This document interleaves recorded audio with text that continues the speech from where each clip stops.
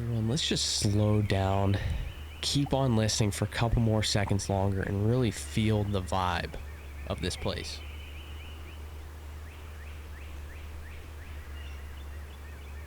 Now, I don't know about you, but those are some of the most relaxing sounds on the planet. The running water, the birds chirping, it brings an ambiance to the video that can't really be faked.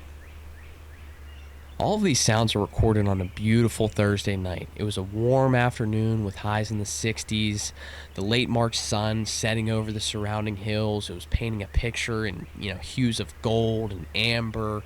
The light breeze carrying a very gentle, warm air could just put you right to sleep. The rustling leaves, the chirping birds, it added a sense of peace and tranquility to the evening.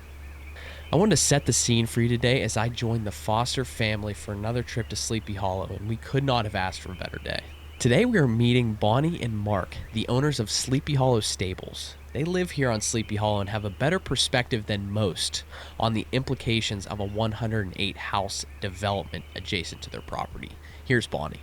Well, this barn's been here for 70 years. My dad, when he would have been over 100 now, but they came out here. They used to ride the horses from here to Kennywood. That would be like, a weekend trip. Yeah. Where, awesome. They did that. Before we continue, let me break that down for you. Bonnie's father, a South Park native, used the same property, stable, and road 70 years ago to ride all the way to Kennywood. Now, I did the math here, and as the crow flies, that's more than 10 miles in one direction. That's freaking amazing. This is Bonnie after I asked if they camped out on that trip. Yes, they stayed overnight. They'd camp out, yes. That is so cool. Wasn't that neat to think of that? Less than 100 years ago, they were riding horses out to Kennywood. This area has some rich history. These are the stories that amaze me the most. A regular family just one generation prior could saddle up for a 20-mile horseback ride in a weekend, camp out in an area, and that area being so close to a major population hub, that is Pittsburgh. That's something that should be celebrated. Here's another story about the history of the area. Soldiers used to come at Lackey's, that little saloon at the end there, and they'd hook their horses up and they'd all hang out here around South Park and ride their horses every day. That's awesome. But that used to be a big farm up there too, up on the hill. That was all it was farmlands around here. Was that before? But yes. Before that 70 years, there were still farms. Yeah. With all things considered, Allegheny County has done a pretty dang good job of preserving green space for the public, but this has to be maintained. There's no room for complacency in conservation. Now let's take a step back and really understand what issues this road development and this housing development is going to create. This is Bonnie after we asked how much space the horses need to safely navigate the road. I can tell you when I'm walking down, we're all over the road because we're back and forth, and when a car comes, I have to move her to the other side. So, yeah. A nice day like today or whatever, everyone wants to take them out. Each other, yes, multiple times, yes. I think this is a good time to explain the laws of nonconforming.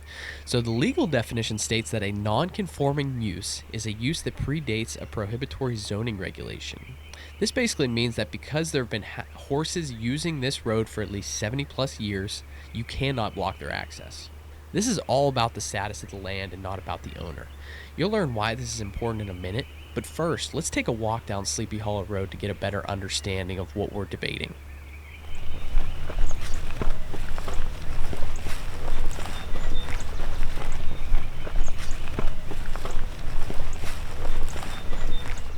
For our YouTube audience, you can see what we're talking about here.